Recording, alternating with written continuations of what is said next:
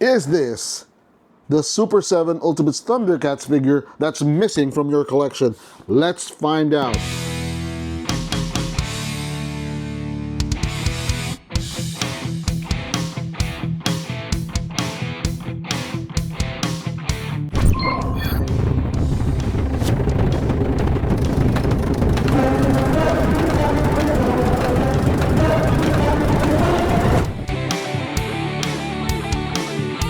What's up, Toy Fam, and welcome back to another episode of your Totally Cool channel. I'm Big Joe, greeting you a Happy New Year to our first episode for 2026.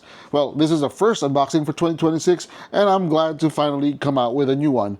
Well, this is an old toy, but it's a new one for me. We just got it, and we're gonna unbox it with you. Now, join me as we look into whether this is a figure that's worth keeping, worth looking for, or is it actually something that you just have to pass up on? So let's get excited together as we open this up and get on a totally cool adventure on Third Earth with the Super 7 ThunderCats Pumyra. So we got the sleeve, the usual sleeve. As we always do, we're going to do the box review. But what's the review with a box that you've already seen? ThunderCats. You've got the sleeve. Put it down here. Now you've got Pumyra.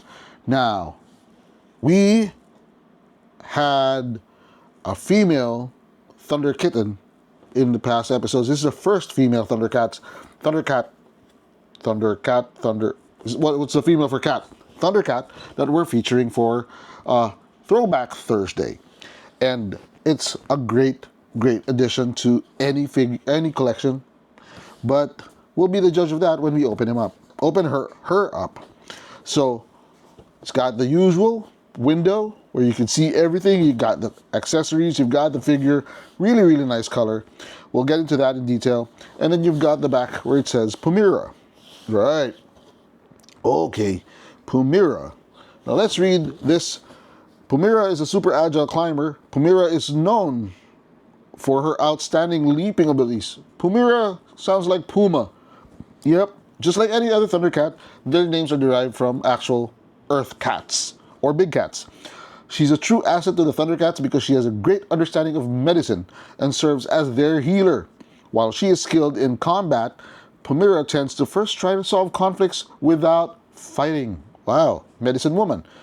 Instead, she leans towards compassion and working on creating compromise. However, when combat is necessary, she uses her whipcord, which launches pellets and spears similar to an ancient sling. Kind of like a David meets Goliath thing. But you're not here for the story. You're not here for the box. You're here for the toy that's inside. So let's open her up. Ta-da. As per usual, be careful not to slit the box. And let's just... I'm being very careful with the box because I like to keep them there. But let's do it rather quickly for this. Okay, not very fancy. You've got two clamshells. This one's got I think this is for her healing. And it's got a growling face. Really nasty growling. Like she's, sound Puma sound. And then on the back, there's the whipcord. That's the whipcord. And where are the balls? Okay, there's no spheres. There's no, it looks like a boomerang of some sort. Yep. And let's take this baby out first, the weapon. Okay, nice and easy. There, oh, so that's where you see the spheres. Spheres are there. The spheres are there. So those are the spheres that was mentioned in the box.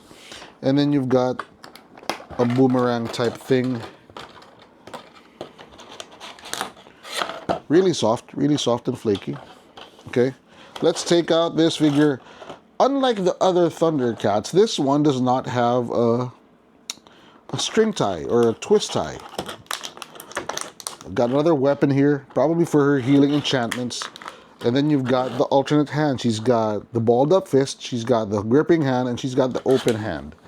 Let's take out the figure because this is a doozy.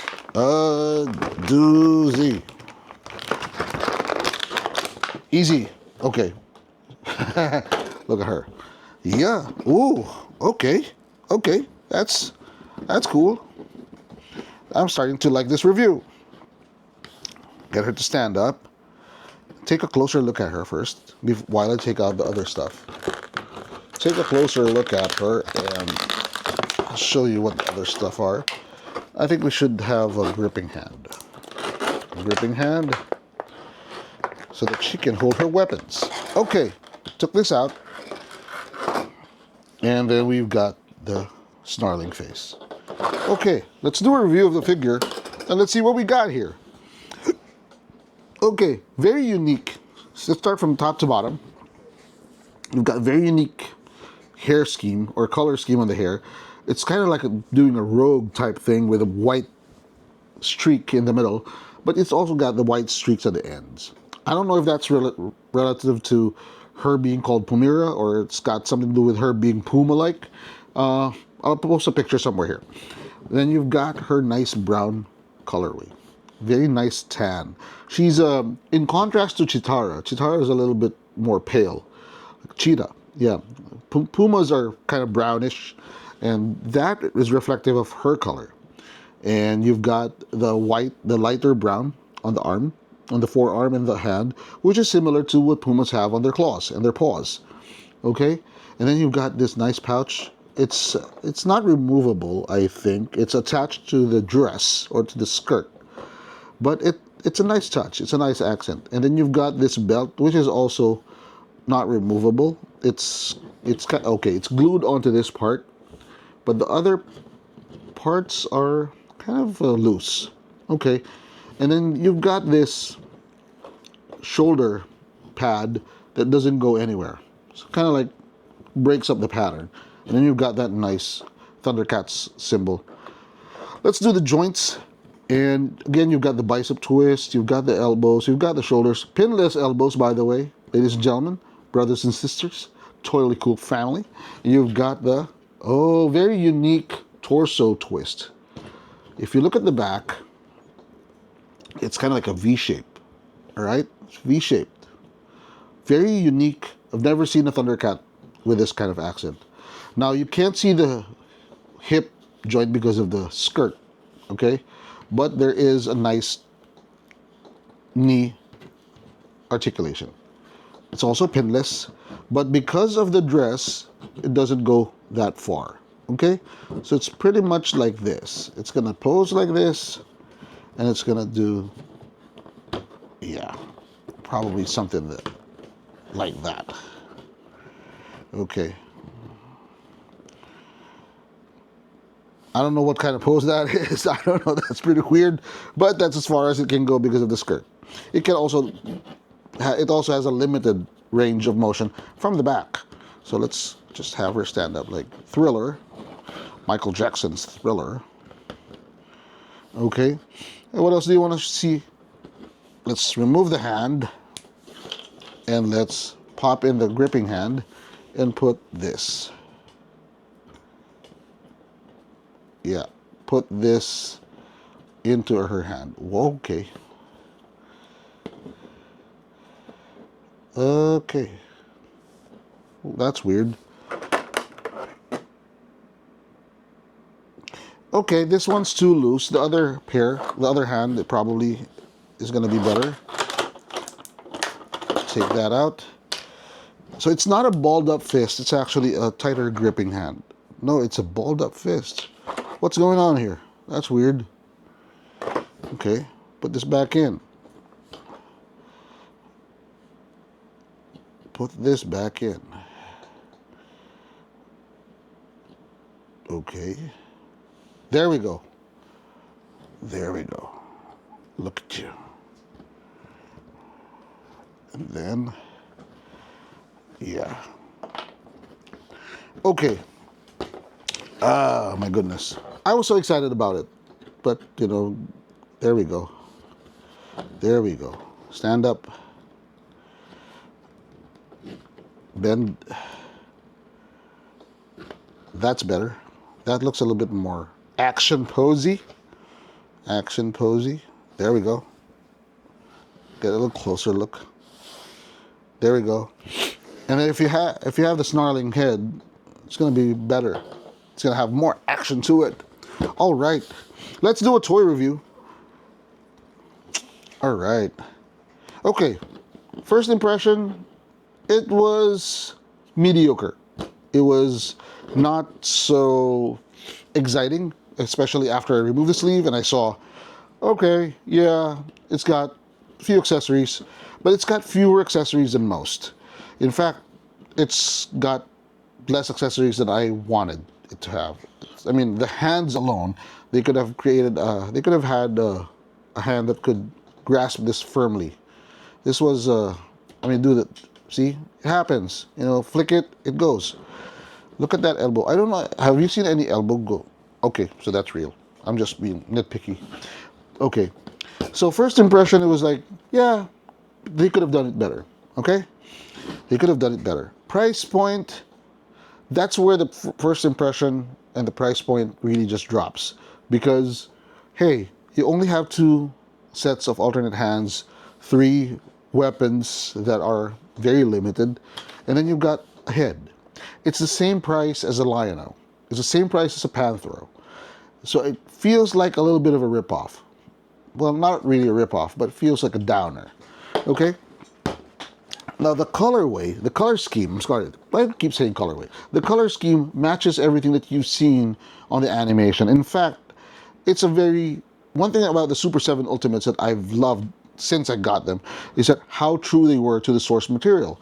Very, very nice, very, very accurate. It really brings you back to your childhood if you were like me from the 80s, right? Final toy review is the Pumyra. Worth collecting. Is this not cool? Or is this cool? Or is it totally cool? For the first review for 2026, I think it's cool. The question remains. Question we asked at the start of the episode, is it worth collecting? Yes. If you are a diehard ThunderCats fan, Pumyra is a vital character. But if you are just a fanboy, like you just love the main characters, then for its price, Pumyra is a pass. So it depends on what kind of collector you are. For me, being the completist that I am, and being nostalgic with these toys that I never had the chance to own when I was a kid, I definitely had to grab a Pumyra. Let me know what you think in the comments box. What you think, whether you're going to collect this toy, you're going to keep it in your collection if you have them, or if you're going to look for her if you don't. And we thank you for watching until the end. Hope to see you soon. Don't forget to follow us on Facebook, TikTok, on Instagram, and tell your friends, tell your family, watch this channel. We appreciate everything you've done to support us for the last 3 years and for the years to come. With that, this is Big Joe saying thank you for watching. Toys are not just cool, they're totally cool. So happy collecting. Bye-bye.